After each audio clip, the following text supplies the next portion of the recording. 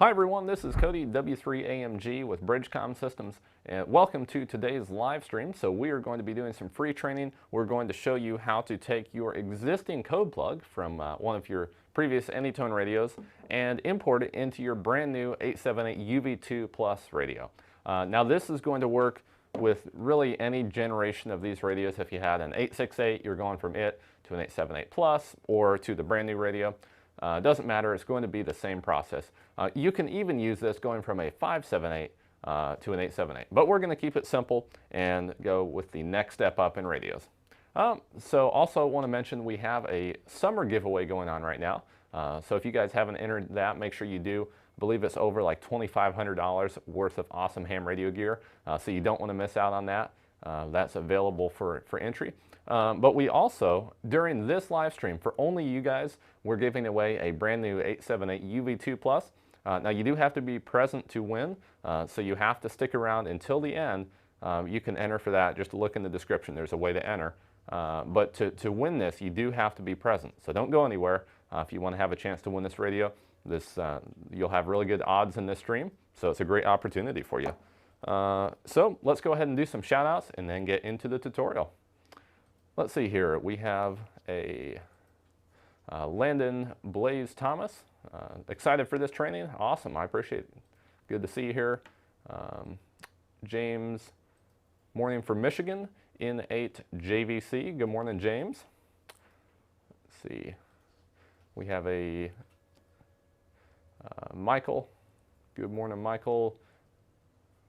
Tom Bailey. Good morning, Tom. Or Toby Bailey. Gil Davis. Hey, it's KE9F from Indiana. Awesome. Good morning, Gil. Who else do we have here? Let's see. Yeah, so make sure you guys enter the giveaways if you want to have a chance to win them. So let's go ahead and get started with the training. So first, I'll show you what we've got here. We've got the radio itself with my existing code plug. Now you can have a radio that your code plug is on, or you can have it on your computer. Possibly a friend gave you a code plug from their radio. Something like that. It doesn't really matter where you obtain this from. In fact, on our website, there's a great resource for downloading code plugs. We have a resource if you go to our support and then download a code plug. We've compiled a list from almost every different state now of code plugs that are user submitted, so they're made by another fellow ham radio operator, and it's just a place people can share their code plugs. That way other users like you and me can go and download them and take advantage of them. So it doesn't matter where you get your code plug from, it will make it work. So first, what we want to do is take our existing code plug. Now in this case, I have it on my radio here. So I'm going to plug in my 878 Plus, the older one here, and plug that into my computer. Now we'll go over here on the computer. And at this point, I want to create a folder just so I can do all this work out of a folder. So I've already done that. You will want to have a folder because it can get a little bit messy with all the files. It's not complicated, but you'll see what I mean in a second. Now we want to open up the CPS. Now this radio has a little bit older software on it, so I'm going to open up my 1.18 CPS. Wait for that to open up, and we will go ahead and basically read from this radio. So make sure it's turned on, and then you want to click the COM port button. There we go. We can see it's on COM 3 there. And at this point, we actually want to read from this radio. So read, and if you were just doing this to get some channels across, and you already have like a contact list and everything, you can skip the digital contact list. But in this case, this radio is brand new. We haven't done anything to it yet. It still even has the initialization screen. So we are not going to just do the other data. We want to export everything out of this code plug and put it in this radio. So go ahead and select both of them and then click OK. Now, because we're exporting that entire list, it will take a minute. So we'll just wait for this to export here. In fact, this is a great time for some questions. So if any of you guys have some questions, ask away and we'll see about answering them. We have anything, Joe? We have a question here. Is the 878 dual watch or dual VFO? Okay, someone asked a great question. If the 878 UV2 Plus is dual watch or dual VFO. So that's a great question. So this radio is actually dual watch. Now what the difference is, dual watch allows you to basically monitor two channels. So it will listen for activity on two different channels, and then if activity comes up on one, it will automatically let you hear that activity. Now it's not dual monitor, or dual receive, I should say, like the 578 mobile radio. So it can't physically play both of those channels at the same time, but it will watch for activity on both. So very, very similar function, but obviously it's not going to physically play them at the same time. I've been trying to get my DMR code plug working with my AnyTone 878. I thought maybe I was too far from the repeater. Maybe it's because I installed the code plug before I added my DMR ID. Okay, someone asked a question. They've been having some trouble getting their code plug to work. They thought maybe it's because they're too far away from the repeater, but then now they're thinking it may be because they haven't added their DMR ID.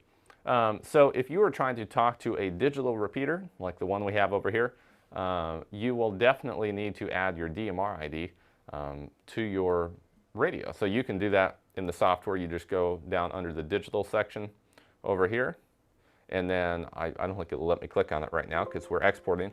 And then you would go to radio ID list, and you would put in your call sign and your DMR ID in that section. And once you have that in the radio, it will work fine. Now obviously I would double check all your frequencies, you know, color codes, time slots, everything like that to make sure you're set up properly as well.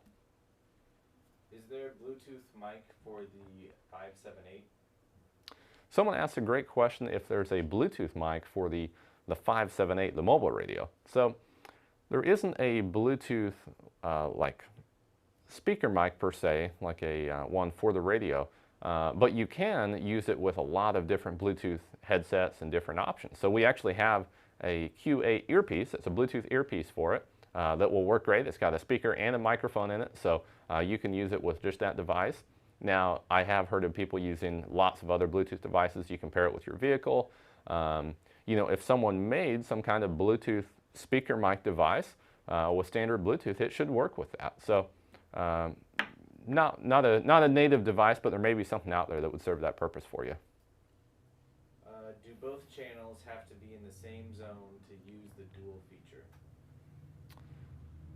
Someone asked if both channels have to be in the same zone to use the dual watch feature. That is a great question. You know, I don't know that off the top of my head. I don't see why they would.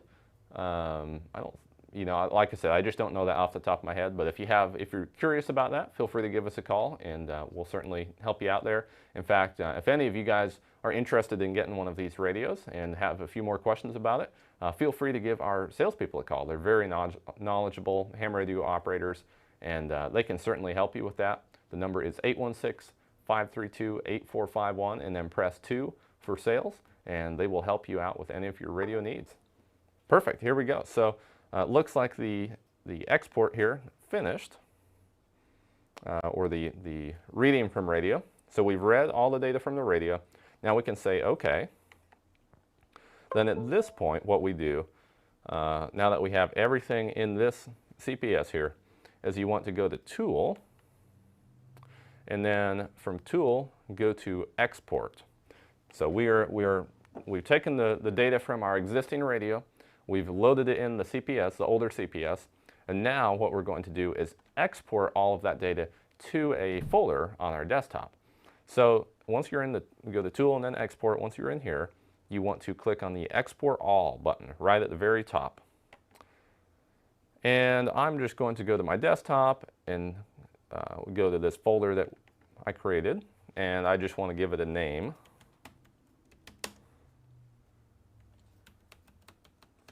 There we go. Make sure to give it a name or it won't let you save it. I ran into that the hard way. And click Save. Then yes. Now we just give that a second here. At this point, it's exporting all of that data to our desktop. Let's see. Yep.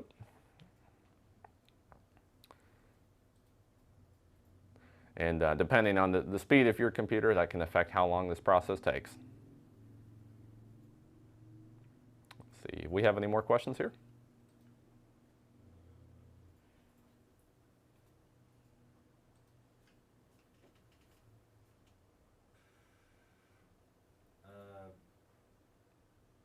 Somebody asks if they need to merge two code plugs, how they go about that. Someone asked a great question, if they need to merge two different code plugs together, how they would go about accomplishing that. So that's a great question. A lot of times people want to do that. They have one friend who has all of these repeaters, but then they already have their code plug that has all of their hotspot stuff in it, for example, and they want to combine that code plug. So we actually have a video that will show you how to do that. You basically, it's a similar process but a little bit different. So you would export both of those code plugs like we're doing here, and then you would open them up in an Excel program. It doesn't have to be Excel, it can be any of the other various programs that can read those files, the CSV files, and then you would basically copy whatever data you want to combine from one of them and plump it into the other code plug, and then from there you can save that CSV, then re-import it into the CPS, and now you have a combined code plug. And we have a video that will show you exactly how to do that. So just have a look on our YouTube channel. We've already done a video to cover you there, but that's a great question. It might be a good topic for a future live stream. So here we go. We have everything exported here. So go ahead and click OK.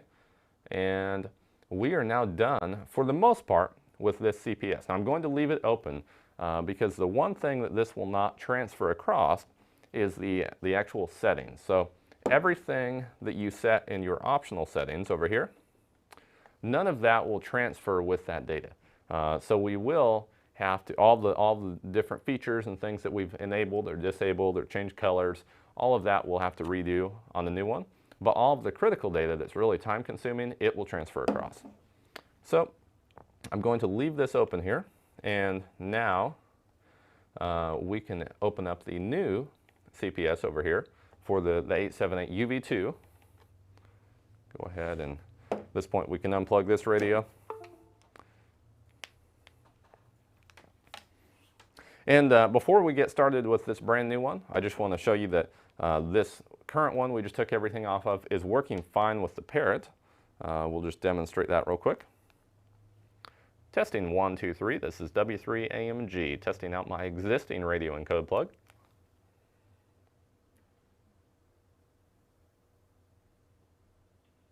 Testing 1, 2, 3. This is W3AMG, testing out my existing radio and code plug. So there we go, perfect. This radio is currently working fine with the Parrot we have set up here. So this radio is brand new, so I'm going to click the confirm. And we'll take it through the boot up process, and we can go ahead and plug it in at this point. There we go, make sure you get that plugged in all the way. Oops. Awesome, so the radio is turned on. Perfect, so now we have our new CPS pulled up here. Now here's a potential problem that you can have. If you forget to read from the radio, sometimes that can cause you issues. If there's different bands, everything should work fine, but I always like to read from the radio just in case the CPS had a different band plan in it. This will sync everything together, and that way you won't do the whole process and then find out you have a band error and have to start over. So just read from the radio, and actually before we do that, got a little bit ahead of myself, you want to verify that we can see it. So we can, COM3, and then go ahead and read from it. Click OK. And once again, in this case, we don't care about the actual data we're transferring across, so I'm not going to read the digital contact list. This is just to sync everything up, make sure the radio and the CPS are on the same page. And for those of you who are curious, CPS is customer programming software, so whenever we talk about CPS, we are referring to the software that we're using on the computer. And whenever we talk about Codeplug, this is honestly it's a confusing name, the code plug is basically just the information that's in the radio. It's no more than that. It's simply the list of information that's in the radio. That's all a code plug is. So let's see here, read data completed. So we have the radio and the computer on the same page now. So at this point, we want to import everything into this CPS that we just extracted from our other radio over here. So click on Tool, and then Import, and OK. Now at this point, you want to import file from list. Now before I do this, I just want to show you something real quick. This is another potential problem that I've seen a few people run into. Let me open up this folder that we exported our list from this radio into. And you can see all of these different channels in here, or different CSVs. Now, some people have run into the problem that they will just grab this LST file, which is all you really need. That's the file that you're going to import. It's the one you wanted when you exported it. You're not going to be doing anything with these files, but the problem is if you separate them, suddenly it will not work. So you actually want to keep all of these files together. That's why I recommend making a folder, because it will really clutter up your desktop if you don't. So just want to point that out. Those files all have to stay together, or else that LST will not work, because it basically just points to those other files. Okay, so back into our CPS. Here we go. This is the one for the UV2. So we'll go back to Tool, Import, click OK, and then Import from File, List, and go to our desktop and navigate to that folder that we created right here. And then we can see the CPS is only going to see the LST, which could fool you. It's fooled me before, but it actually is really reading from all those other files that are in that folder. So go ahead and click Open and Import. Yes. Perfect. So here we go. It's going to import all of that data into our CPS. And then once we have accomplished that, then we can transfer it into the new radio. So this is getting exciting. We're going to see if this works. So once again, while it's doing that, don't forget to enter the giveaway. We're going to be giving away a brand new 878 UV2 Plus, one of these radios right here. You don't want to miss out on this. You do have to be present to win, so stick around to the end of this video, and you could be a lucky winner. There's a new person who's going to win every Wednesday at 11 a.m. That's when our live streams are, so make sure you tune into them. It's a really good opportunity to learn something about your radio and have a chance to win one. Let's see, do we have any questions while we're waiting? We have a question here. I noticed that when I am scanning all the listed talk groups for my local Motorola DMR repeater, the radio stops on several channels, but no audio is heard. Any idea what is happening? Someone asked a good question. When they're scanning with their radio channels on their local repeater, sometimes it will stop on certain channels, but there's no audio being heard. So that's a great question. It's possible, there's a couple of things that could be going on there. It's possible that your squelch is set really low. Now typically these have pretty strong squelch from what I've seen, so if you have it set on like squelch level 1, it basically shouldn't be a problem, but that could potentially be an issue. If it's a real noisy environment, you might have to turn the squelch up to 2. It could also be that there is some activity on those channels, but very short bursts of activity, and it happens to scan over it when that's going on. Could be that. So you may have a listen to those channels and see if there is quick bursts of activity. But a variety of things could cause that. Certainly, if you have more questions about it, we'll be happy to help you with it. But that's what I would recommend. Okay, so here we go. Import complete. I'm going to go ahead and say OK here. Wow, so we have everything in the CPS now. Now this is an important time to switch, transfer over any settings that were in this radio that we want to be in the new radio, because the actual optional settings will not transfer across. So that the pretty home screen we have on this radio will not show up here either. So I want to change a few of them real quick. So we're going to go into optional settings right here, and then go to work mode. This is one that is very important you change. From the radio, it comes factory on frequency, doesn't really make any sense for DMR. You want to change this over to channel, the display mode.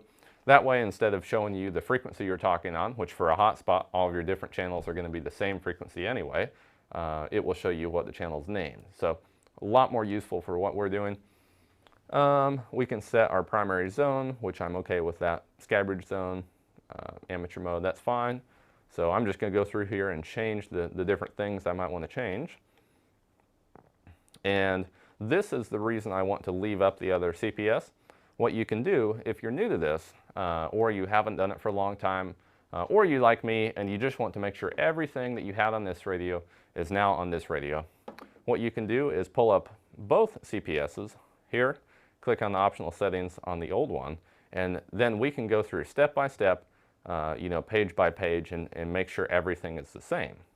So I'm not going to do that, but I just want to show you that that's an option, and that is probably the best way to transfer the settings across. It's manual, but you can speed it up pretty quick. So let's see here, key function. I will do that just to show you how this works. So if we go back over here, we can see everything. Now, if we go to key function, this is the older CPS. We can see all the different keys here. Now, one other thing, if you're on a Windows computer, which you will be using a CPS, you can go to the snipping tool and actually take a screenshot of whatever information you want. So like this key function setting, I can take a screenshot of this like that, and now I have that screenshot. So we can make this a little bit smaller here, just like that. And then, oops, what I can do with this is go back over to my new radio CPS and pull up the screenshot, and I can have everything side by side here. Let's see. Now you may have to, move your CPS around a little bit to make this work, but this is a great way of doing that. Okay. So we'll open up the optional settings here. Open up our screenshot. Let's see. And you should be able to change the CPS, make it a little bit smaller so we can have both of them show up at the same time. Perfect, just like that, optional settings. And then we can now pull up our snipping tool window over here, the screenshot we took. So now at this point we can change all of those settings and get them identical without having to write everything down. And it's a very simple process this way. So power, let's see, monitor, I had this set to FM. And these are all preferences. You can change these to your heart's desire. You can make this anything you want. This is just the way I personally had my radio set up, and we're going to show you how to make sure you get all of that switched over. Let's see, so that's one. We have that, off, off, off. And then P2 long key.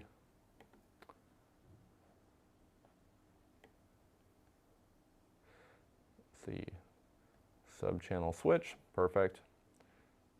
Long key time we had as 1. Had that turned off, off. All these were off. So perfect, we have everything switched over just like that. From the key function tab, let's see here.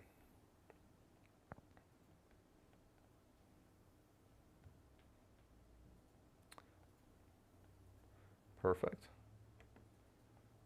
And I'm just going to scroll through the rest of these settings here real quick. See if there's anything else we want to change.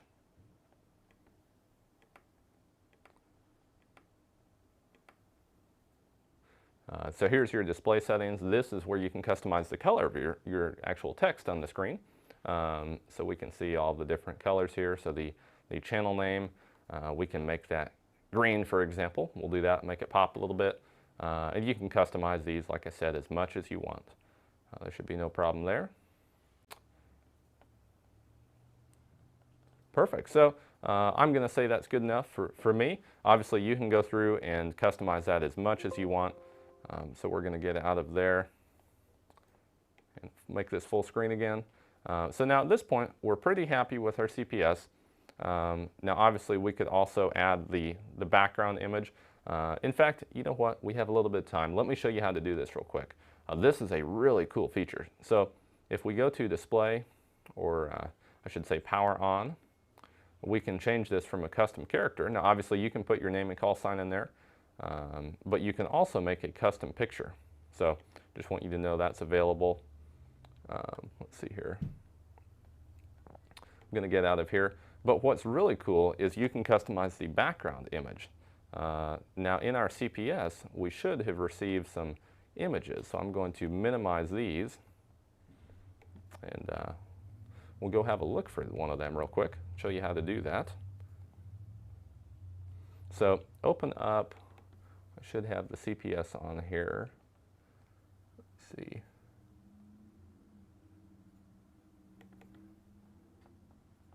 So any of the CPS versions, they come with this screens folder. And inside of here, there's lots of different backgrounds. Some of these, look very cool. Some, are less desirable. It's fully up to you on what one you like. But we're just going to pick one here. Let's see. So find one that looks neat. So this one looks pretty neat here. I'm going to go ahead and pick that. And we'll just copy that and move it over here to my, actually that folder is pretty full, so I'm going to put it on the desktop, paste that here. And in our CPS, this is the one for the UV2. What we do is go up to Tool, and then the standby background picture, and then open image. Desktop, perfect. Here we go, here's the image. We can open that and then write that to the radio.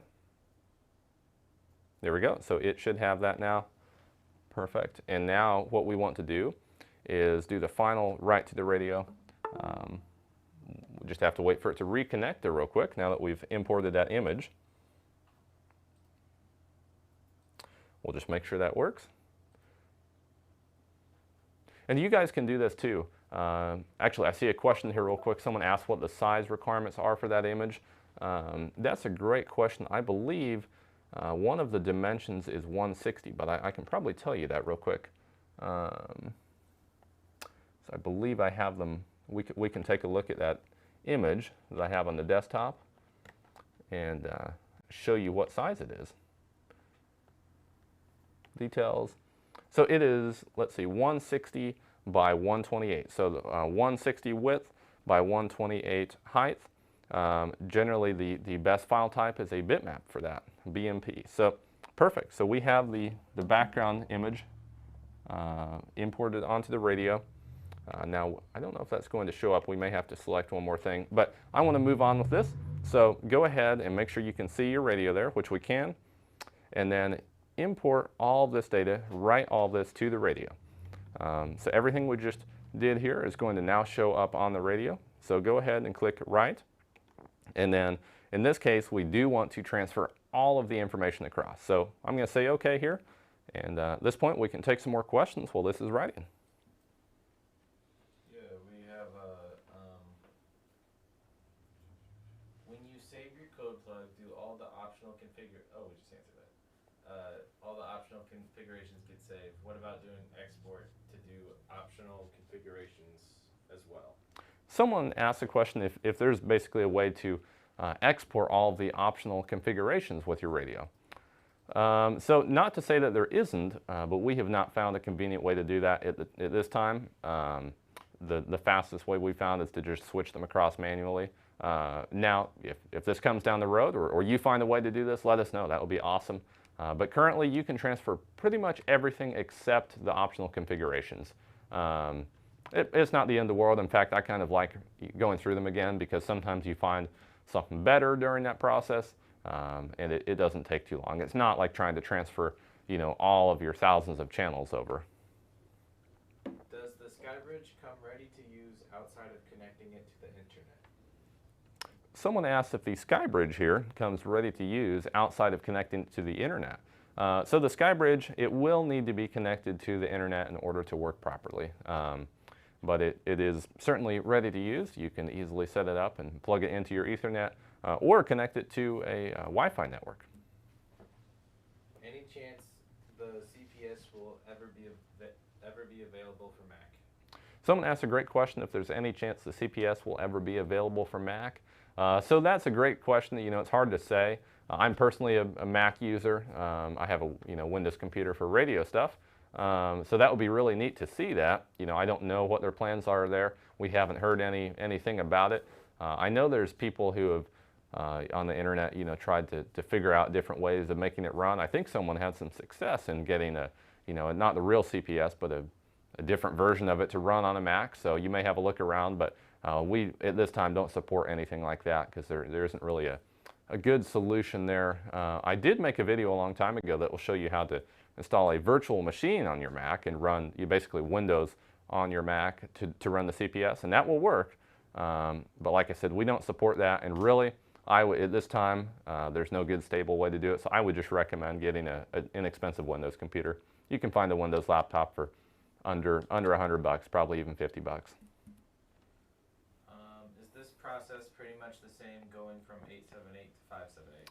Someone asked a great question. If this process is basically the same going from their 878 to their 578 mobile radio, and the answer to that is yes, absolutely. It's almost identical. So if you have a 578 or a 878, any combination of radios, this process is going to work just as well for you. Okay, so we're about 65% through here. We'll keep doing some questions, but just want to let you guys know you still have time to enter the giveaway. So make sure you enter this giveaway. You have a chance to win your very own a brand new 878 UV2 Plus, the brand new AnyTone radio that came out. You know, it's a price point is $299 on these, and really there's a lot more value there than that. You'll get access to Bridgecom University as well, a $97 value. So it's really it's a great deal.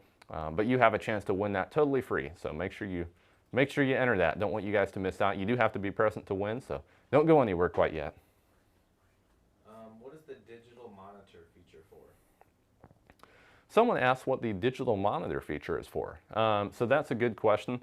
There's both a regular monitor and a digital monitor.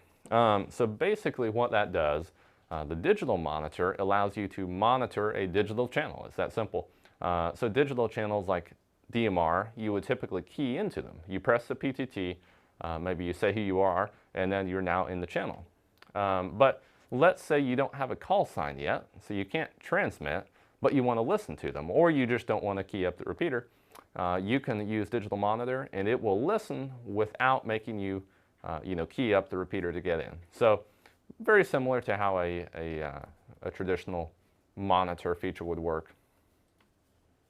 Okay, here we go. So this is finished. Write data completed. So at this point, we should have, now I didn't change all of the settings, so we're not going to see everything here. Let's wait for this to power up. Perfect, so we can see that green text. Looks like we didn't get the background image, so there might be one more option you have to check in order to make that work here. Let's see if there's an option for it. It's been a while since I've done that.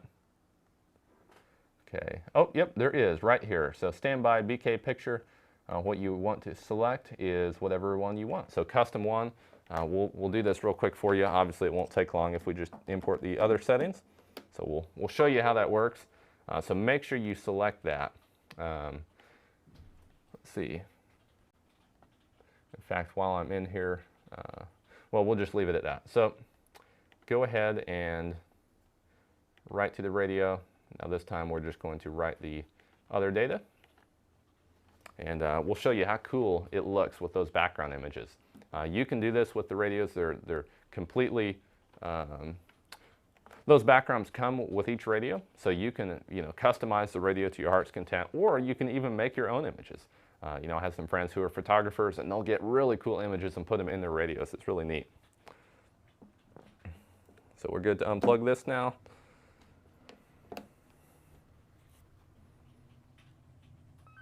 Perfect, there we go. So you can see how cool is that. We have the custom background just like we did on the other radio. I changed it up a little bit.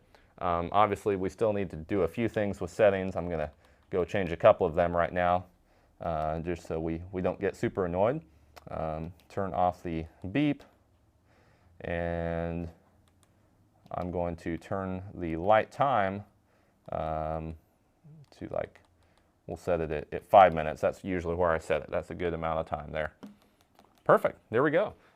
So we have successfully got this on here. Now if I press P2, we'll switch over out of the VFO. We can see our skybridge zone, and we have our frequencies there. Let's see, so we have the skybridge zone. Looks like we didn't check the option to see our channel names, so that's something you would definitely want to do. But we're going to see if we can hit the parrot here real quick. Let's see, so the parrot would be channel 12. There we go, so we are on channel 12, and like I said, you will, in order to see those names, you will want to select that option. We'll find that here in a second, but let's verify the parrot works. Testing 1, 2, 3, this is W3AMG testing out the parrot on my newly programmed radio.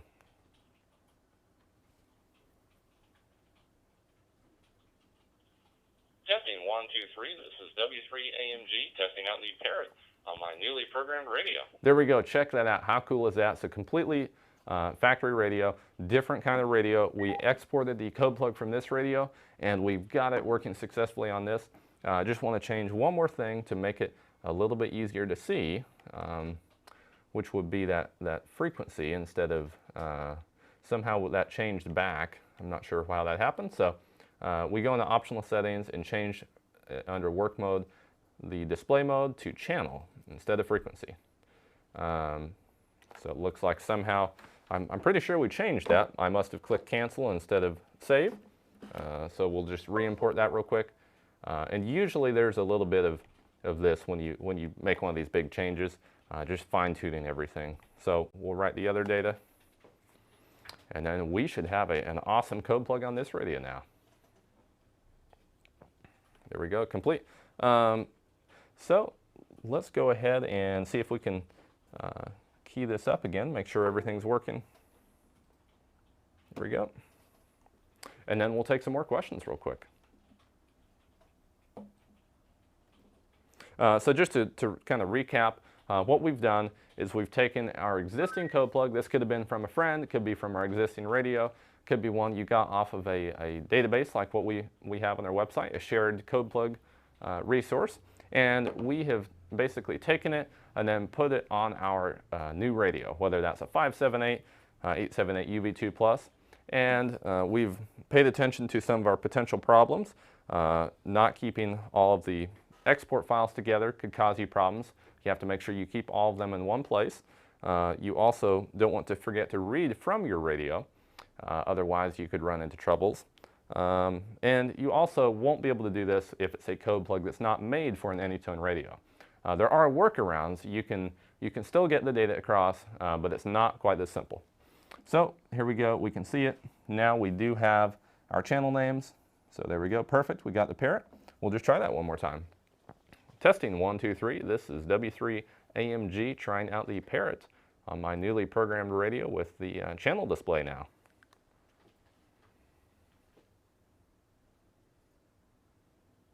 Testing 1, 2, 3. This is W3AMG trying out the parrot on my newly programmed radio with the channel display now. Perfect. There we go. So that works great. So this time we are going to go through a few more questions, and then we will draw the winner for the giveaway. So like I said, you do have to be present to win, so stick around. You have the chance to win your very own 878 UV2 Plus. Now if you want to pick one of these up for yourself or have some more questions about it or any of the other products we sell, give us a call. Our number is 816-532-8451, and then press 2, and that'll take you to our sales team.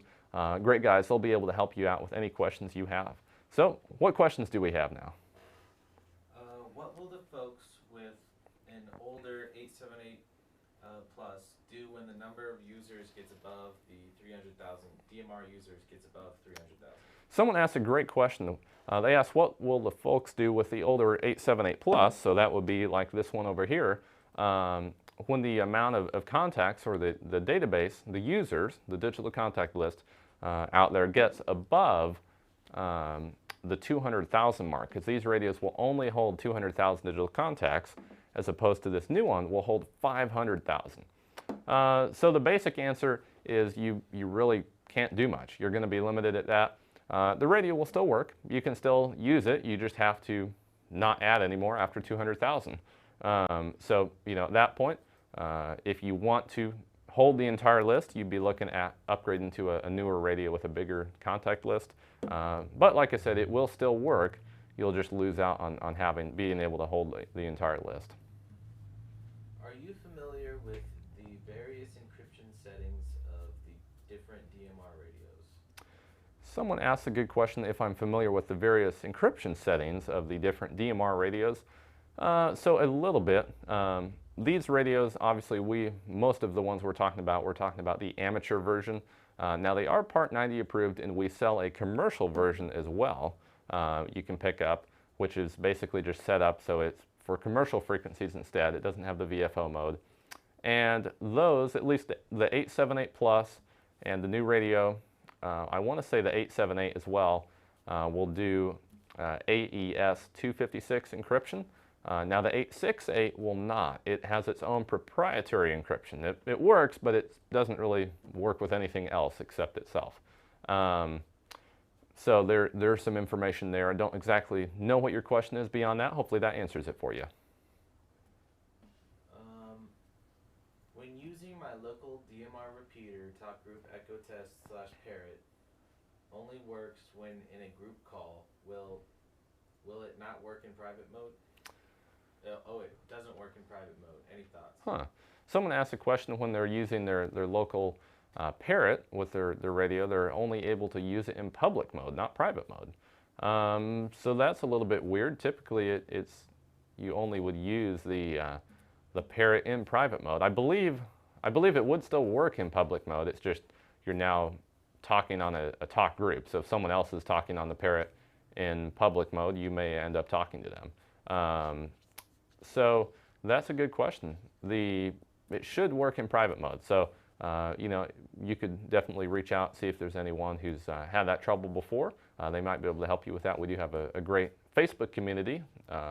It's great for helping each other out. I know there's a lot of people there with a lot of knowledge. But unfortunately, I don't have the exact answer for that at this time. We just need some more information on it. Does the Codeplug preserve optional settings? Someone asked if the Codeplug will preserve optional settings. So that's a great question. And let me dive back in the computer here real quick, and I'll show you something. So the Codeplug does save all of the optional settings. And there's one final step that I almost forgot to mention. What you want to do once we get everything set the way we like it is to go up to File and then do a Save As and save this to our desktop.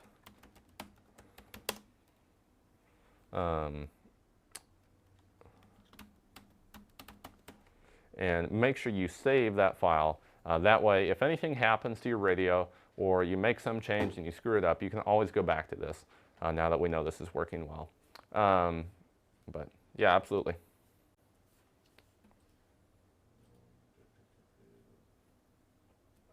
Will DMR ID ever check account status and active or stale removal, since I have a 200,000 limit on my 878 Plus? Someone asked a question here if DMR ID will... I think they're asking if they're going to remove stale DMR ID Okay. accounts. Someone's asking if the radio ID platform will remove like old, outdated accounts that are no longer active. I don't know the answer to that. That would be, we're not really affiliated with them. We just use the service, same as any of you guys. So that would be a question for them. I don't know the answer there. Can you edit the contact list? When the list goes over 200K, could I just remove contacts from one geographic area or something like that to reduce quantity? Someone asked a great question if they could edit the contact list for their older radio that doesn't have the big memory capacity, and you absolutely can. So if you want to go in there and search for different contacts that he mentioned, area specific. I believe don't know if they show the area, but you could certainly edit that contact list. So whatever data you want to filter it by, you can edit it as much as you like. I love my new 578. What is this code plug I've read about on your website? Someone asked a great question. They love their new 578 radio and would like to know what the code plug is that they've read about on our website. I assume you mean the super code plug. So that code plug is awesome. It comes with all 50 state talk groups. It comes with 78 international talk groups, the entire digital contact list, as well as everything else you'll need in there. All the worldwide TAC 310, everything like that. And it's completely ready for your radio to use with a hotspot. Now, if you don't have a hotspot, we have a video that will show you how to use it with a local repeater. It's just a few more steps away to add in those frequencies for it, and you'll be up and running. It's really a huge time savings. Honestly, it would take so many hours to put together something like that. For the price point, you can't really beat it unless you already have it. Okay, we have a winner. Okay, perfect. So that's all the questions. It looks like we have a winner. They've won their own brand new AnyTone 878 UV2 Plus. So you do have to be present to win. So don't go anywhere quite yet. If we aren't able to see the winner, we will draw another winner. So all of you can still have a chance. So stick around. Let's make sure this person wins before you go anywhere. And don't forget, if you have any questions or would like to get one of these radios, give us a call. The number is 816-532-8451, and then press 2 for sales. Let's see here. What's our winner? The winner is Steven Zimmerman, KD2SEE from Albany, New York. What was the name again? Steven Zimmerman. The winner is Steven Zimmerman, and the call sign? KD2SEE. KD2SEE. Kilo Delta 2 Sierra Echo Echo. Are you here? Steven Zimmerman. You have won yourself, let's see here. See if we see him in the stream. Now, it is a little bit of a delay, so I'll let you know when we can see it here. Yep, there he is. Perfect, here he is. So Steven Zimmerman, he has won himself a brand new AnyTone 878 UV2 Plus. This is the brand new latest and greatest radio on the market for DMR. So congratulations. Really enjoyed having you here, every single one of you. It wouldn't be possible without you. So if you know of anyone who could benefit from these streams, send them this way. We will get your radio shipped out to you. Congratulations. Yeah, this is awesome. Hope you really enjoy it. Maybe we can talk on DMR. So that's it for now. Don't forget to sign up for the summer giveaway. Any of you guys who didn't win today, you still have a chance there. Over $2,500 worth of ham radio accessories and awesome radios and gear. So hope you enjoy. We'll see you in the next live stream. This is Cody W3AMG 73.